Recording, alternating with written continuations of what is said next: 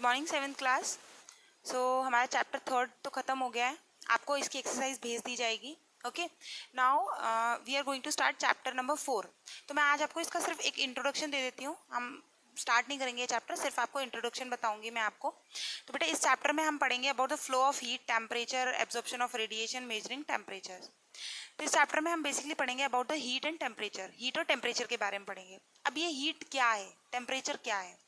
तो बेटा आपको सबको पता है, सर्दियाँ आती हैं, गर्मियाँ आती हैं। सर्दियों के टाइम पे we like to drink coffee, है ना, हमें गरम गरम कॉफ़ी पीना बहुत ज़्यादा पसंद है एंड हम ठंडी ठंडी चीज़ों को अवॉइड करते हैं सर्दियों के टाइम पे। इसी तरीके से अगर हम बात करें हॉट डेज़ की, समर में हम अगर बात करें तो वी लाइक कोल्ड थिंग्स, हम आइसक्रीम्स खाना पसंद करते हैं, कोल्ड ड्रिंक्स पीना पसंद करते हैं और हॉट चीज़ों से मतलब गर्म चीज़ों को अवॉइड करते हैं। गर्म चीज़ें जैसे टी है, कॉफ़ी है, उसको अवॉइड करते हैं। तो ऐसी क्या चीज़ है जो चीज़ों को हॉट और कोल्ड बनाती है, मतलब what makes an object hot और कोल्ड, मतलब कोई चीज़ जो है वो ठंडी या गर्म किस वजह से है, किस वजह से वो ठंडी है या गर्म है।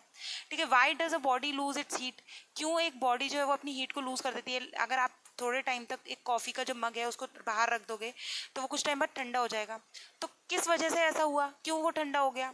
How can we measure the hotness of a body, हम किस तरीके से किसी की बॉडी का हॉटनेस मतलब मेजर कर सकते हैं कि ये कितना हॉट है, किस तरीके से हम कंपेयर करेंगे कि ये ज़्यादा हॉट है, ये कम हॉट है। तो वो कंपैरिजन कैसे होगा, ठीक है, किस तरीके से हम मेजर करेंगे। All these questions will be discussed in this chapter. ये सारी चीज़ों के बारे में हम इस चैप्टर में पढ़ेंगे कि हीट है क्या, कहाँ से आती है, अगर हीट होती है तो कोई चीज़ जो है वो गर्म होने के बाद ठंडी क्यों हो जाती है। ठीक है, तो ये सारी चीज़ें हम इस चैप्टर पर पढ़ेंगे। तो पहला आपका टॉपिक है फ्लो ऑफ हीट।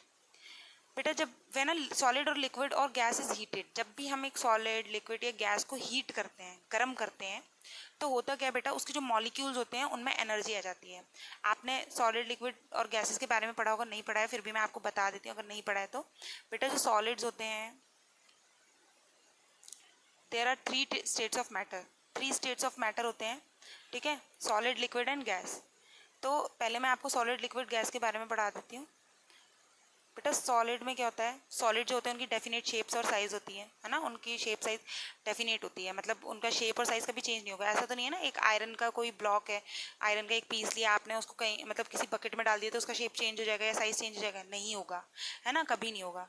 इसी तरीके से लिक्विड जो है, अगर लिक्विड जो है उसकी डेफिनेट वॉल्यूम तो होगी लेकिन शेप साइज़ जो है उसका डेफिनेट नहीं होगा। ठीक है, उसका मतलब शेप जो है वो डेफिनेट नहीं होगा। आप जिस चीज़ में डालोगे, अगर बकेट में डालोगे तो बकेट का शेप ले लेगा, मग में डालोगे तो मग का शेप ले लेगा, जिस तरीके के यूटेंसिल में डालोगे उस तरीके का शेप ले लेगा। और गैस जो है बेटा, उसका ना तो वॉल्यूम फिक्स्ड होता है, ना ही शेप फिक्स्ड होती है, ना ही साइज फिक्स्ड होता है। ठीक है, अब ऐसा क्यों होता है बेटा, ये जो मैटर्स होते हैं, जितनी भी चीज़ें हैं हमारे आसपास, जितनी भी चीज़ें हैं वो बनी है एटम्स से, मॉलिक्यूल्स से। उनके अंदर छोटे छोटे मॉलिक्यूल्स रहते हैं। अगर हम उनको माइक्रोस्कोप के नीचे देखें या किसी ऐसी चीज़ के नीचे देखें, उनको बढ़ा के देखें तो हमें इस तरीके के मॉलिक्यूल्स दिखाई देंगे। तो अगर हम बात करें सॉलिड की, तो सॉलिड में जो मॉलिक्यूल्स होते हैं वो बहुत ही कॉम्पैक्टली पैक्ड रहते हैं, इस तरीके से पैक्ड होते हैं, बहुत पास पास होते हैं। ठीक है, मैं आपको समझाती हूँ, आप ध्यान से समझिएगा। मान लीजिए एक क्लास है, इसमें कुछ बच्चे हैं, उनको आपने इस तरीके से घुसा दिया है कि अब एक भी बच्चे के लिए जगह नहीं है। अब लिक्विड, बेटा इस क्लास में जो बच्चे हैं वो थोड़ा सा दूर दूर खड़े हैं। ठीक है, गैसेस, इस क्लास में जो बच्चे हैं वो बहुत ही दूर दूर हैं। ठीक है, तो अब ऐसा क्यों होता है, यहाँ देखिएगा बेटा, इनके मॉलिक्यूल्स की वजह से ही ये गैस या लिक्विड है। ठीक है, सॉलिड जो है उसकी डेफिनेट शेप और साइज क्यों है, इसी वजह से। मान लीजिए अब बच्चे हैं, आपने एक क्लास में इस तरीके से भर दिए कि उसमें और जगह नहीं बची। अब मैं आपसे बोलूँ कि एक बच्चा और घुसाओ, तो आप कैसे डालोगे, नहीं डाल पाओगे। ठीक है, तो बेटा सॉलिड्स जो हैं वो इतने पास पास हैं कि इनकी जो शेप है वो फिक्स्ड रहती है। ठीक है, शेप चेंज नहीं होती। इसी तरीके से हम बात करें लिक्विड की, अब लिक्विड जो है बेटा, इस क्लास में तो बच्चे जो हैं वो थोड़ा दूर दूर हैं, तो ये तो कहीं भी फैल जाएंगे। ये बोलेंगे मैं तो इस सीट पे, अब इनके पास ऑप्शन नहीं था, इनके पास तो इनको जो सीट दी है आपको, इनको उसी पे बैठना पड़ेगा। लेकिन बेटा ये बच्चे क्या बोलेंगे, मेरे पास तो इतने ऑप्शन हैं, इतनी सारी चेयर्स पड़ी हैं, मैं जाके किसी पे बैठूंगा। तो ये क्या करेंगे, ये किसी भी चेयर पर बैठेंगे। तो they will take the shape of the container, मतलब ये जिस कंटेनर में रहेंगे उस कंटेनर की शेप ले लेंगे, जैसी मतलब जितनी जगह होगी उतनी जगह घेर लेंगे।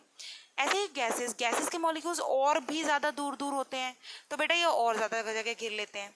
तो ये हुआ हमारा सॉलिड, लिक्विड और गैसेस की बात। अब हम कल पढ़ेंगे कि हीट जो है वो किस तरीके से इन चीज़ों को अफेक्ट करती है। हीट है क्या, क्या चीज़ें हैं, ये चीज़ें हम पढ़ेंगे कल। ये सिर्फ एक इंट्रोडक्शन था जो मैंने आपको दिया है। आपको ये याद रखना है सॉलिड, लिक्विड और गैस के बारे में, ठीक है। तो ये चीज़ें हमारी काम आएंगी आगे। Thank you.